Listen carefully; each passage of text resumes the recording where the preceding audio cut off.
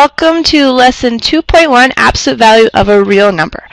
I wanted to start things off with a little review of some of our number sets that we'll be using and the symbols that are going to be representing them. So let's start things off.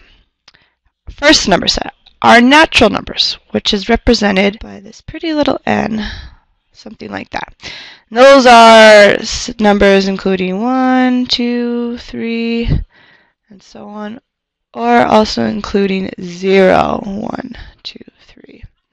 Our whole numbers, represented by this W, are numbers that include both of our natural number sets and our integer number set. So we're jumping right into integers, which represent by this Z. Those include our negative numbers, such as -1, -2, -3, 0, and our positive numbers 1, 2, and 3, and so on, both ways. Our rational numbers are represented by this funky little Q here, and those are numbers that are divided by another number, such as 3 divided by 2, or 8 divided by 4, even 136 divided by 10, etc. Think of them as a quotient. That's why it's represented by Q. Our irrational numbers are represented by a Q as well, except with this line on the top saying it's not rational. And those numbers are any number that is not rational. And lastly, the one we're going to be looking at today mainly is our real numbers, which we use this nice R to represent, and those are any positive number, any negative number, 0, any rational number, any irrational number. They are any point on a number line. So that's what we're going to be working with today. Moving on, every real number can be represented as a point on a number line. The sign of the number indicates its position relative to O, which is our origin, right? So the magnitude of the number indicates its distance from O. Magnitude indicates distance. So, for example, on the number line below, each of the numbers -4 and 4 is located 4 units from O. So each number has an absolute value of 4. So our -4 has an absolute value of 4, and our +4 has an absolute value of 4. Now when we look at the number line, our origin O, we know we have 4 units here and 4 units this way. This distance here is our magnitude from O of 4 units. Absolute value of -4 equals 4. Same with here. Absolute value of 4 equals 4. The symbol, this funny little E here, shows membership in a set. So the notation, say, A, our little e, in our real numbers, means that A is a real number. Think that A exists in the set of real numbers. Using these conventions, the absolute value of a number A, AER, is the distance of A from O, our origin, on a number line. Now, let's jump into some examples. Determine each absolute value. So now, looking at our example here, what is the absolute value of -7? That is just going to be 7. Same for B, the absolute value of 3.85 remains 3.85. Now, I want to remind you all, you can take the time to pause it and go ahead and try the questions on your own, and then come back to the video for reference. So let's move on. Absolute value of negative 8.43 will be 8.43. And the absolute value of 2 and 5, 6 will remain 2 and 5, 6. So now it wants us to order the numbers from least to greatest using the number line. So we know everything is going to be greater than 0. Our next highest value is 2 and 5, 6, which is less than 3.85, less than 7, and less than 8.43. So here's our number line, our origin O. Let's move up by 2's. 2, 4, 6, and 8. All right. I'd say 2 and 5, 6 will probably locate somewhere around here. That is our absolute value of 2 and 5, 6. And then our 3.85 will probably be more here. Our absolute value of 3.85. Then we have our absolute value of negative 7, which is probably right in the middle here. Absolute value of negative 7.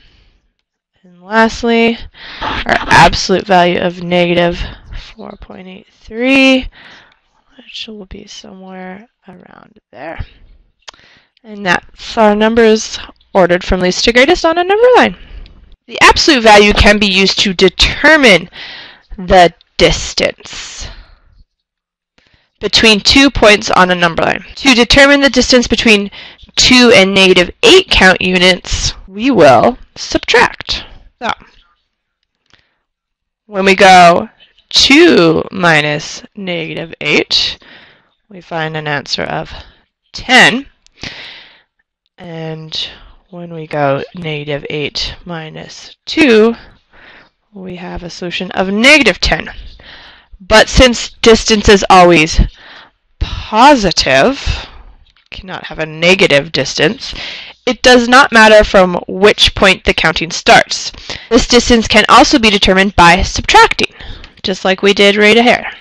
Since distance cannot be negative, write the distance as the absolute value of the difference.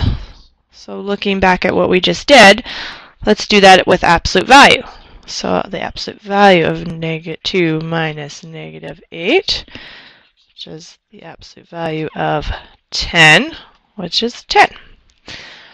Or the absolute value of negative 8 minus 2, which is the absolute value of negative 10, which also equals 10. So our distance will be 10 counts.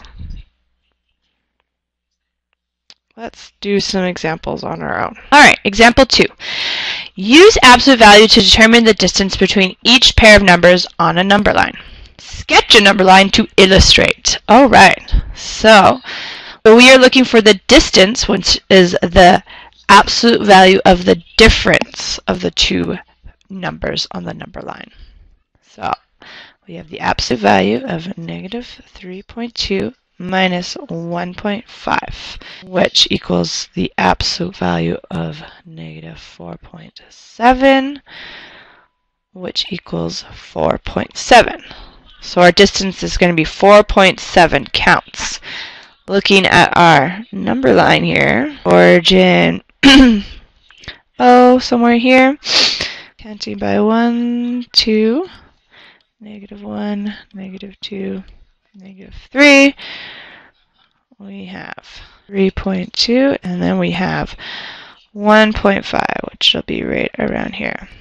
So the distance from this point to this point here is 4.7. Now part B, we have the absolute value of negative 5 and 1/2 minus 3 and 2/3. Notice here that we're given two mixed numbers, so to be able to do the difference, we're going to make them improper fractions first. So 5 and 1/2 becomes negative 11/2 and 3 2/3 becomes 11/3. Now to subtract or add fractions, we need a common denominator. So let's create this into absolute value of -33/6 minus 22/6, multiplying each fraction by the opposite value. Now, we'll go ahead and solve that to get -55/6, which is just 55/6, or back into a mixed number, 9 1/6. So, our number line again, zeros around here, counting by 1, 2, 3, 4, 5, -5, and 1, 2, 3. We have our -5 1/2 somewhere around here, and our 3 2/3, and the distance from here to there is 9 1/6 units. Great! So, we know now that the non-negative square root of a non-negative real number, a, is called the principal square root of a and is written square root a. Consider the number 25. 25 equals 5 squared. And 25 also equals -5 squared. So 25 has two square roots, 5 and -5. Hence, 5 is called the principal square root of 25 and is written square root 25. Remember, it has to be a non-negative value, which is why we chose our 5 there. Moving on to example 3. Here it wants us to evaluate square root of 2 minus 7 all squared. We're going to use the fact that our square root of a value x squared equals our absolute value of our x. So here, our square root of 2 minus 7 all squared is our absolute value of 2 minus 7, which is our absolute value of -5, and hence our solution is 5. Next example. Evaluate. Now we have an expression that has two sets of absolute values. I want you all to remember BEDMAS. Think of our absolute values as parentheses. So we do our absolute values first. So when we're solving, we need to find what is 95 minus 27. That's going to be the absolute value of 68 plus 3 onto 3 minus 9, -6. All right. Now that that's done, we can go ahead and solve our absolute values. 68 plus 3 times 6, right? And we have 68 still. 3 times 6 is 18.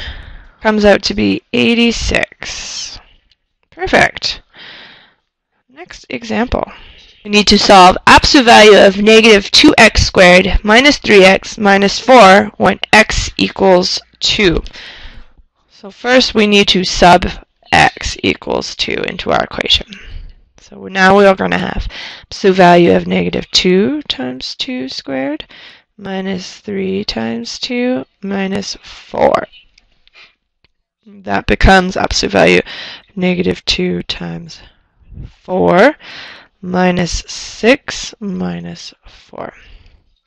Solving more. Absolute value of -8 minus 6 minus 4.